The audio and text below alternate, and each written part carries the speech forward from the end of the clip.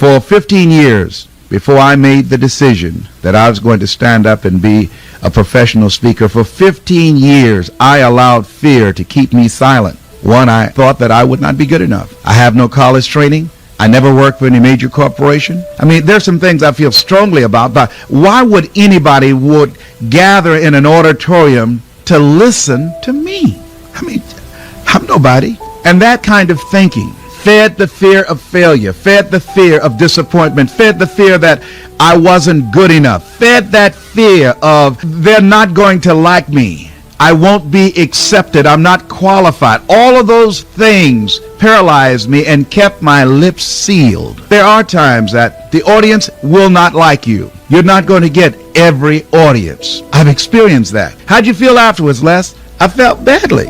And I looked at myself, I listened to the tape, I went back to the drawing board and say, what did I do wrong? What is it that I can do to improve myself?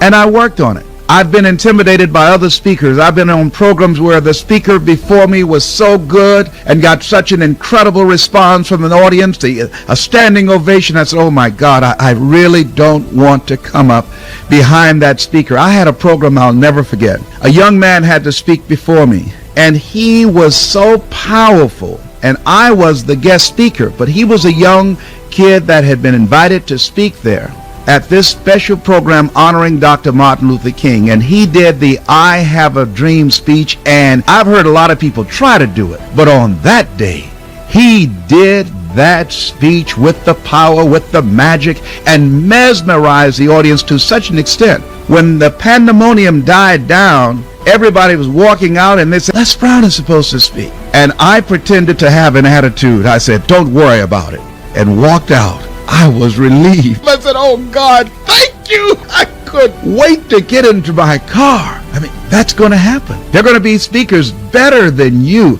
Learn from them.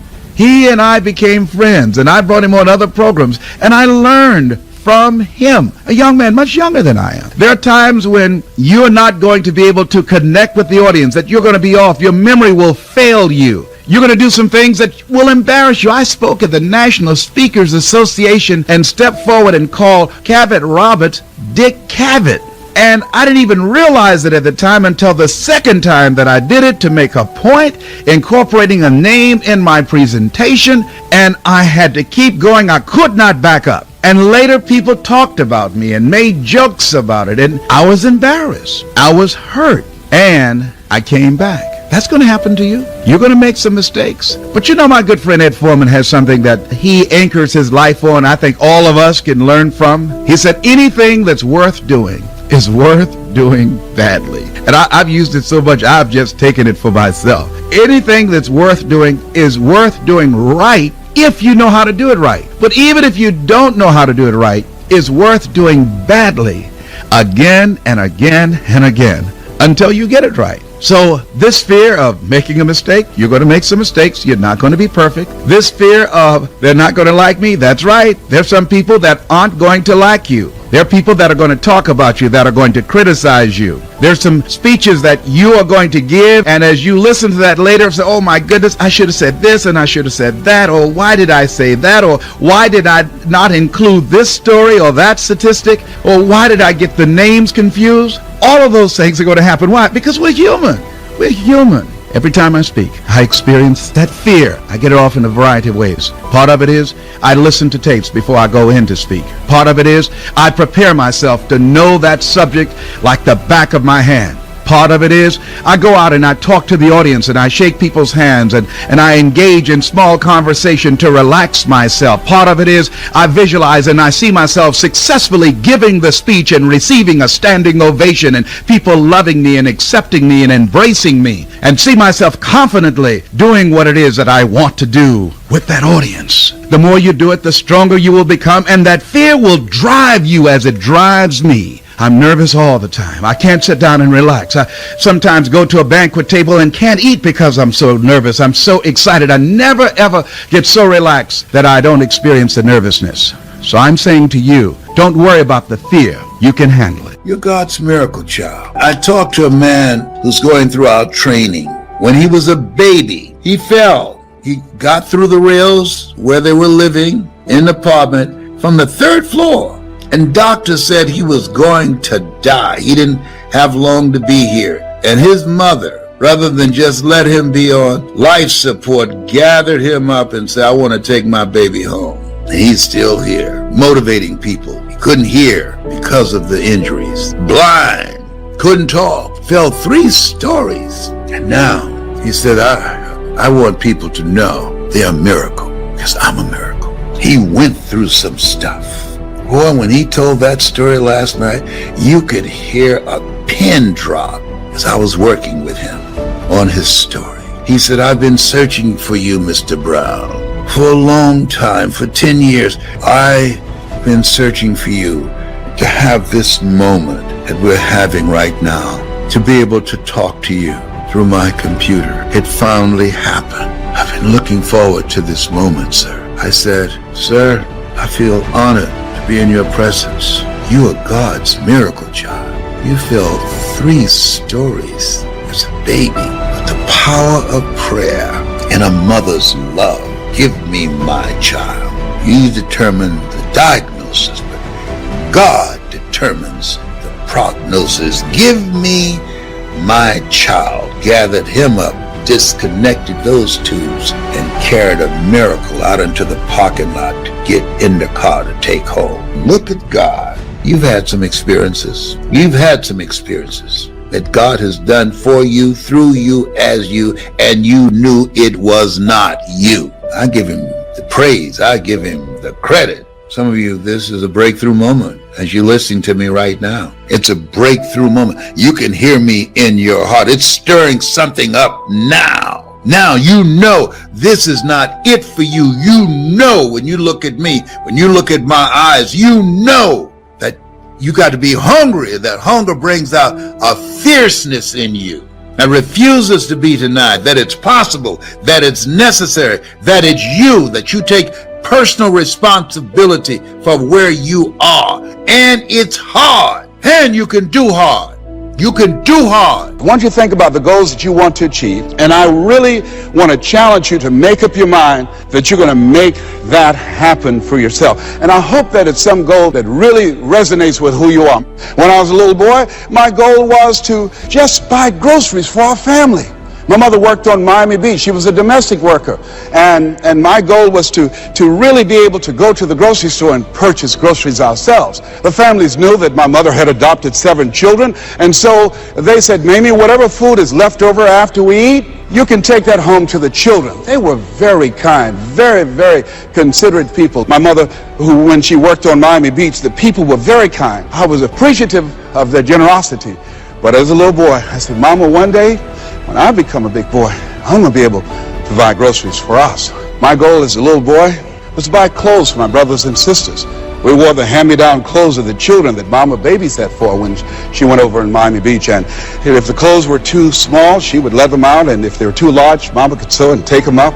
And I'll never forget David. His father was very wealthy. Mama worked for him. But David was my buddy. His father gave him 2 gifts for his birthday.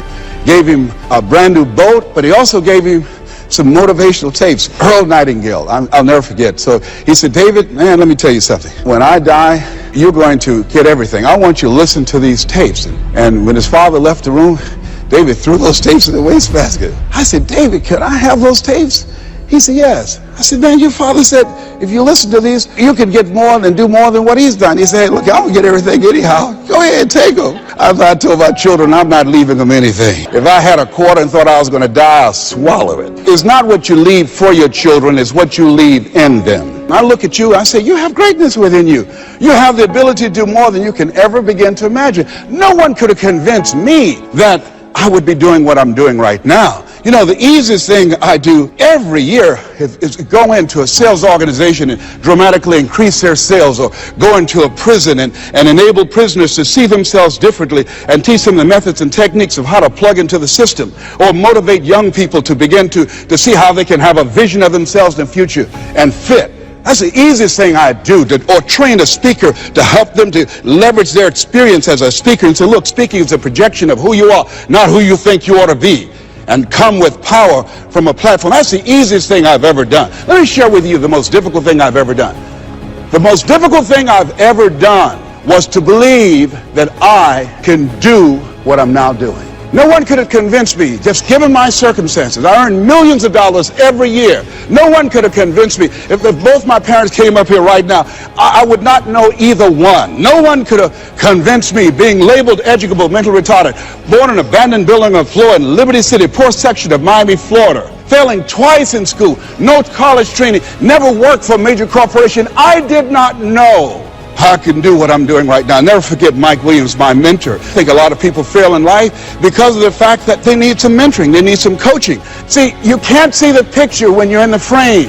And here's something I realized. Sometimes you have to believe in somebody's belief in you until your belief kicks in. I kept holding on to my mother saying, "You're special, Leslie," when they said you're educable, mentally retarded. Mama didn't know what that meant. She only had a third-grade education. So she said, "He'll be all right, he'll be fine." But she said, "You're special, baby. You are special." And they kept saying that over and over again. Faith comes by hearing and hearing and hearing. As you think about your goals and your dream, it's possible together. See, most people never achieve their goals because most people suffer from possibility blindness. They look around trying to think about the things that they don't have. Robert Roots, a young man who wrote a book about success principles of the Three Little Pigs, he said, "It's not what you don't have, is what you think you need that keeps you from being successful or happy in life." It's not what you don't have. See, I was focused on what I didn't have. Don't have a college degree, don't have any credentials, never worked for a major corporation. I was focused on the negative things. It said, negative things are the things that you see when you're not focused on your goal. What do you come with? What is it that you have within you that you showed up to bring? "Hey, Les, you don't know, but my dream is a long shot. A friend of mine, Dexter Yeager, said when the dream is big enough, the odds don't matter." I'm reminded of a great man when I was reading Time magazine talking about some of the great minds of the last century. They didn't mention his name, Dr. Howard Thurman, one of the mentors of Dr. Martin Luther King Jr., and also an advisor to Mahatma Gandhi and Albert Schweitzer. And he said, the ideal situation for a man or woman to die is to have family members standing around their bed praying with them as they cross over. But imagine, if you will, being on your deathbed and standing around your bed, the dreams given to you by life, the ideas that you never acted on, the talents, the gifts, the abilities that you never used. And there they are, standing around your bed, looking at you with large, angry eyes, saying, "We came to you, and only you could have given us life. And now we must die with you forever." And the question is, if you died this very moment, what will die with you? What dreams, what ideas, what talents, what leadership potential, what greatness that you showed up to bring, that you allowed fear or procrastination to hold you back? Perhaps that's why Henry David Thoreau wrote the words, "Oh God, to reach the point of death, only to realize that you've never lived, only to realize that you've never scraped the surface of your potential. You survived 1 out of 40 million sperms. You will never have those odds again. You beat those odds, you can win anything." Failure. I will fail my way to success. See, 8 out of 10 millionaires have been financially bankrupt. 85% of people allow their fear of failure to outweigh their desire to succeed. And I believe that the reason that most people go so far in life and stop, Maya Angelou said it best. She wrote a poem, she said that most people go so far in life and then they park. They pull off the highway of life, especially when they get some hits, especially when they've been rejected, especially if they have an illness, especially if they lose something.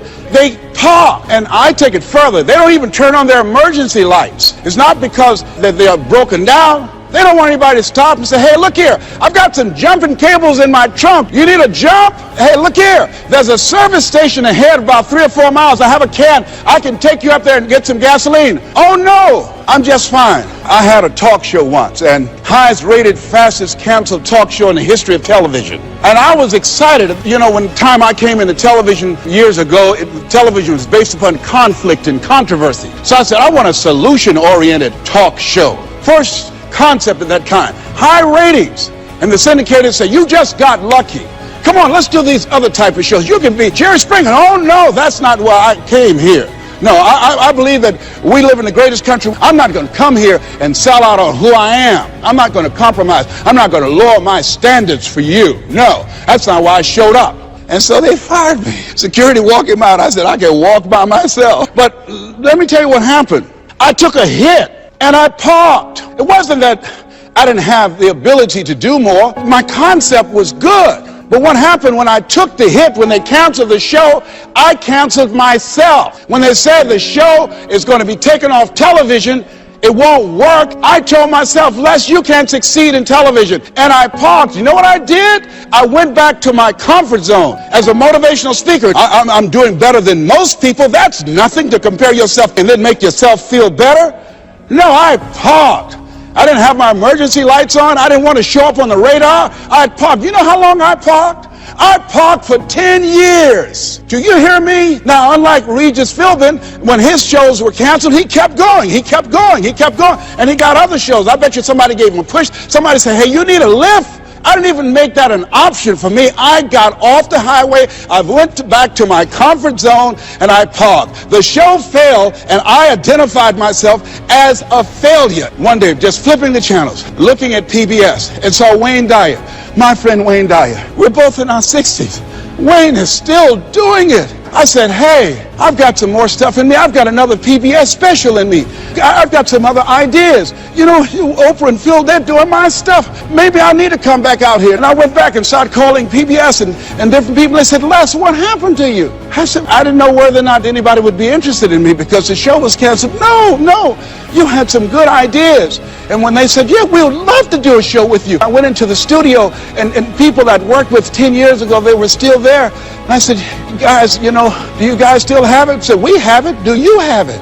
I said, I think so. And I did the show and I wasn't as good as I was 10 years ago. It's taking me some time to get my strength back, to find my power, to get my confidence back. But at least I'm back out there in the game, determined to dry empty. So I say to you, see, I only attract millionaires or millionaires in training. You have something special. You have greatness within you. And the only reason you're here, you're my assignment. You can feel me. Some of you feel me right here in your heart of hearts. And my goal is to get past your mind and into your heart. So it's necessary that you have the mindset that I can do this. You've got to begin to believe and to fortify that belief and feed that belief by listening to tapes, going to seminars and workshops, by challenging yourself, by stretching yourself. It was Osborne who said, unless you attempt to do something beyond that which you've already mastered, you will never grow. And as you begin to challenge yourself, you'll discover some things about yourself that you don't know right now. The other thing is you begin to look at yourself, look at your dreams, and begin to experiment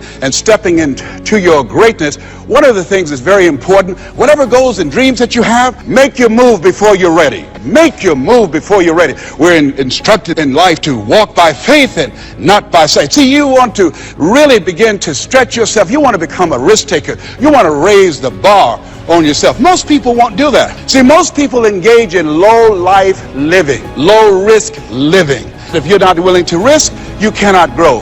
And if you cannot grow, you cannot become your best. And if you cannot become your best, you can't be happy. And if you can't be happy, then what else is there? I like what Helen Keller said, life is short and unpredictable. Eat the dessert first. And so you want to begin to take some chances. You want to begin to challenge yourself and make it okay to fail and learn from your failures. Don't allow fear of failure and the allure, the attractiveness of playing it safe in life to draw you in. You can't get out of life alive. You got to die to leave here. Other thing is you look at yourself, look at your dreams, detoxify your life. Write that down. See, I think that most people never achieve their true goals in life because they're surrounded with too many toxic, negative, energy-draining people. You've got to look at the people in your life and ask yourself the question, what is this relationship doing to me? How is it impacting my life? Am I a better person? Sidney Poitier wrote a book called The Measure of a Man. And it's powerful, but I encourage you to get the tapes. I love his voice. And he said something in there. He said, when you go for a walk with someone, something happens unconsciously. It's not spoken. Either you adjust to their pace or they adjust to your pace. Whose pace have you adjusted to? My daughter, Ona Brown, who's a speaker and coach, she says, call forth your team, but make sure these are people that you can learn from. I never forget, I'm on a special board with a Bishop T.D. Jakes, and we went into a board meeting. He looked at everybody before opening the meeting. He said, as soon as I know as much as you do, you're fired. And with that, the meeting is now open. Everybody continue to learn on that board. Trust me on that. A friend of mine, he said, if you're the smartest one in your group, you need to get a new group. So as you look at yourself and look into the future, call forth your team. George Fraser says your network determines your net worth. Who do you allow to be in your ear? What kind of relationships are you developing? Are they an asset to you, or are they a liability? Do they elevate your spirits, or do they tear you down? We get two types of people: nourishing people and toxic people. Nourishing people, they bring the best out of you. They encourage you, they inspire you, they hold you accountable. Toxic people, they are critical people, always telling you what you can't do. They're always measuring your possibilities based upon their failures. My mother said, never let anybody tell you what you can't do, son, especially if they haven't done it. They don't know what's possible for you. So as you begin to look at yourself, begin to identify the relationships that you communicate with most and say, hey, is this relationship helpful to me? And then think about some people that you need to bring into your life that you can learn from, that you can grow from. I joined the National Speakers Association when I decided that I wanted to speak. I wanted to be around the people that were doing what I wanted to do. I'll never forget when I saw Dr. Norman Vincent Peale. He said, you have something special. You have greatness within you, and you can do more than you can ever begin to imagine. And here I am. And the audience said, oh my goodness. I'd read The Power of Positive Thinking 17 times. My hero. And I saw him backstage, and I said, Dr. Peale, hi, my name is Les Brown. I've listened to your tapes, and I've read your books. They gave them to us in special education, sir. And one day I would love to be on stage with you. And he looked at me and said, it's possible, young man. It's possible. But this man, when he spoke, he gave me goose pimples. Deep baritone voice, spoke from his diaphragm. You have something special. You have greatness within you. He override the inner conversations in my mind. I'll never forget a gentleman, what a brilliant man, a Harvard graduate, Dr. Carter G. Woodson. He said, if you can determine what a man shall think, you never have to concern yourself with what he will do. If you can make a man feel inferior, you never have to compel him to seek an inferior status, for he will seek it himself. And if you can make a man feel justly an outcast, never have to order him to go to the back door. He'll go without being told. And if there's no door, his very nature will demand one. See, we live in a world where we're told more about our limitations rather than our potential. How many of you have ever been told that you couldn't do something? MIT did a study that if I say to you, you can't do that, that 16 people have to come along and say, you can do that, you can do that, you can do that, to neutralize that, and the 17th statement that you hear, you can do it, will be the one that will finally stick. So you have to watch who's speaking into you. You've got to begin to monitor your mind, and you've got to begin to literally be proactive in programming yourself to success. Be ye not conformed to this world. Be ye transformed by the renewing of your mind. You've got to take responsibility to make that happen. And as you begin to do that, you'll begin to see some incredible changes in your life. I understand now when Earl Nightingale said, all of us are self-made, but only the successful will admit it. As you begin to look at your dreams and look at your goals, make know your vitamin. See, most people stop short of their dreams and park and get off the highway of life because of the rejections of life. You will always be rejected. It's no big deal. Jack Canfield said rejection is a myth. Get excited about the no. Why? Because every time someone says no, that brings you another step to a yes. You're getting closer. Trust me, you will win if you don't quit. You will win if you don't quit. Even a broke clock is right twice a day. The other thing is, as you look at yourself and look at your goals and look at your dreams, assess yourself. What are your strengths? What are your weaknesses? What do you bring to the table? When I looked at becoming a motivational speaker, I looked at all the speakers and I noticed that they were pretty much scripted. So I said, what is it that can make me stand out? I don't have any college education. I don't have any credentials. I never worked for a major corporation. What is it I can do to offset my weaknesses? Mr. Washington, Mr. Brown, yes, sir. What do you want to do with your life? I want to become successful. Good. He said, you must be willing to do the things today others won't do in order to have the things tomorrow others won't have. That's why you said you have something special. See, very few people go to seminars and workshops. They'll go to a concert, but showing up to get something that can expand their minds and help them to begin to see their lives differently, to give them a larger vision of themselves, they'll be too busy, or they say, well, how much does it cost? Well, information costs, but it pays for itself. It's possible you can live your dream. It's necessary that you have the mindset that I'm going to do this. But you've got to take ownership. You've got to decide, hey, I'm going to do this. You've got to take responsibility for your life. George Bernard Shaw said the people that make it in this life, they look around for the circumstances that they want, and if they can't find them, they create them. You've got to decide, it's me. You've got to say, and say this with conviction, I expect to win.